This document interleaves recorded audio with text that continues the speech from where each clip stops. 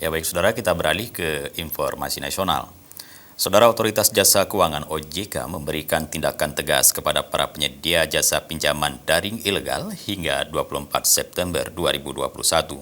Wakil Ketua Dewan Komisioner OJK Nur Haida mengatakan institusinya telah memblokir lebih dari 3.000 situs pinjaman daring ilegal dan mempidanakan para pelakunya.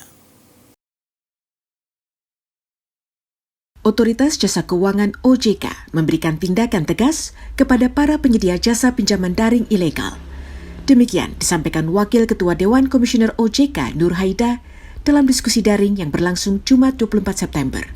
Nur Haida mengatakan, institusinya memiliki wewenang untuk menyidik dan melakukan pengawasan terhadap sektor jasa keuangan. OJK juga menurutnya telah melakukan blokir terhadap lebih dari 3.000 situs pinjaman daring ilegal serta membidanakan para pelakunya.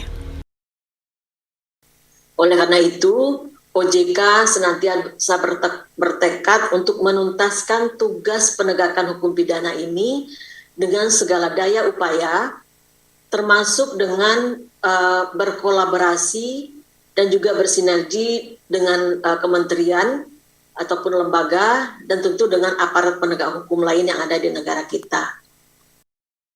Kewenangan OJK untuk menyidik dan menindak tindak pidana pencucian uang TPPU berdasarkan Undang-Undang Nomor 21 Tahun 2011 tentang OJK pada pasal 49, 50, dan 51.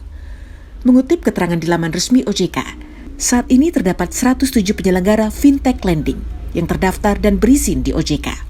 Sedangkan jumlah penyelenggara layanan pinjam-meminjam uang berbasis teknologi informasi yang memiliki izin di OJK adalah 85 penyelenggara.